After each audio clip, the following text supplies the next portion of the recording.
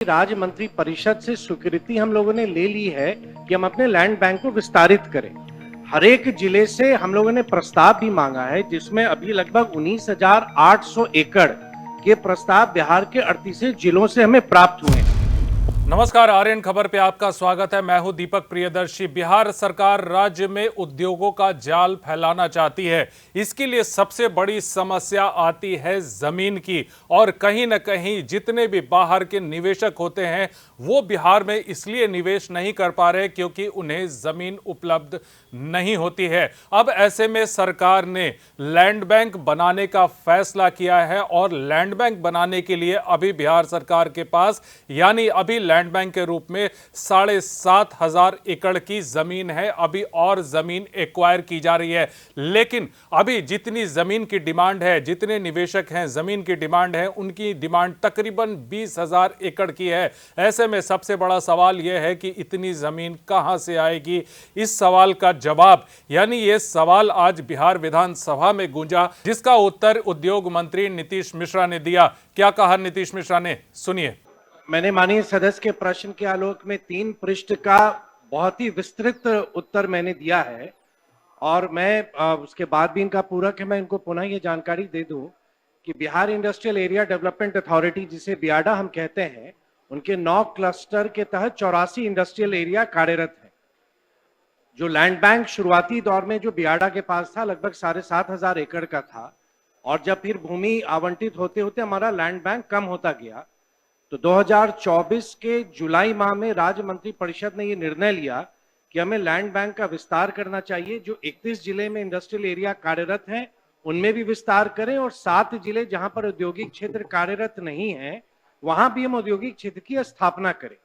उस कड़ी में अभी तक लगभग जो हमारा 24-25 वित्तीय वर्ष है उसमें हम लोगों ने जो सरकारी भूमि ट्रांसफर हुई है और जो रैयती भूमि के अधिग्रहण की स्वीकृति हम लोगों ने दी है, लगभग 3100 एकड़ भूमि नए रूप से लैंड बैंक में अब जुड़ेगा।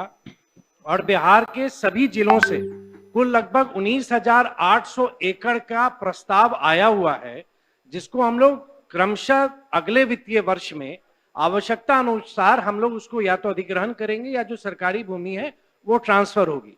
जो प्रश्न आपका है कि कितने उद्योग को वो जमीन की आवश्यकता है, बियाडा के द्वारा नियमित रूप से बैठक की जाती है, जिसमें जो प्रोजेक्ट के लिए जरूरी नहीं है कि जितने भी प्रोजेक्ट को SIPV क्लियरेंस मिले, सबको भूमि की आवश्यकता है। बहुत जगह उद्यमी अपनी भूमि की व्यवस्था करते हैं, लेकिन बियाडा नियमित रूप से बैठक करके भूमि आवंटित करती है, और वर्तमान में कोई भी ऐसा प्रोजेक्ट नहीं है जो भूमि के अभाव में उनका कार्य बाधित है। के लिए पहले से तैयारी की आवश्यकता है। अक्सर बिहार के बाहर के जो निवेशक हैं वो उद्योग लगाने में देर होने या प्रक्रियात्मक देर होने की वजह से यहाँ से लौट के चले जाते हैं या आने में हिचकिचाते हैं। ऐसी स्थिति में क्या सरकार कोई लैंड एक्विजिशन पॉलिसी और बनाकर और व्यापक स्तर पर लैंड बैंक बनाकर तैयार रखना चाहती है, ताकि उद्योगपतियों को उद्योग लगाने में किसी स्लैक का सामना नहीं करना पड़े? माननीय मंत्री। माननीय अध्यक्ष महोदय, मैंने बहुत स्पष्ट रूप से बताया, और माननीय सदस्य तो राजस्व मंत्री भी रह चुके हैं। हमने पूरी प्रक्रिया बताई कि राज्य मंत्री परिषद से स्वीकृति हम लोगों ने ले ली है कि हम अपने लैंड बैंक को विस्तारित करें। हर एक जिले से हम लोगों ने प्रस्ताव भी मांगा है, जिसमें अभी लगभग 19,800 एकड़ के प्रस्ताव बिहार के 38 जिलों से हमें प्राप्त हुए हैं।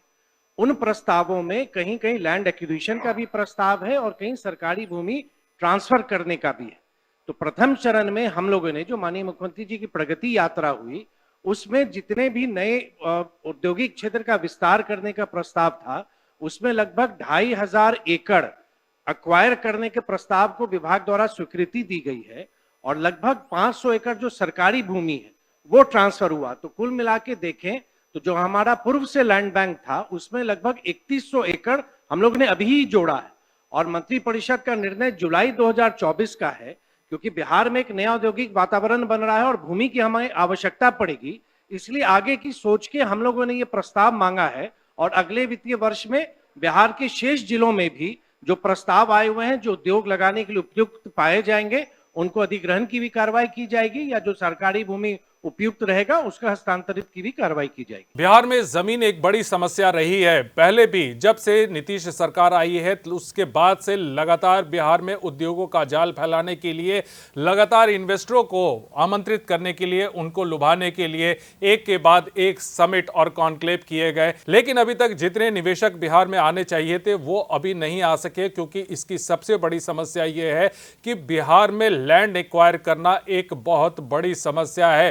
अब सरकार ने इसमें पहल की है, क्योंकि पहले भी बहुत सारे निवेशक सिर्फ बिहार में इसलिए नहीं आ सके क्योंकि उन्हें यहां जमीन उपलब्ध नहीं हो रही थी, और अभी भी यह समस्या बनी हुई है। तो अब देखना है कि बिहार सरकार, जितनी जरूरत है, जितनी मांग है, अभी सरकार के पास उतनी जमीन नहीं है, कैसे उतनी जमीन निवेशकों को प्रोवाइड करा पाती है। फिलहाल इस वीडियो को देखने के लिए बहुत बहुत धन्यवाद।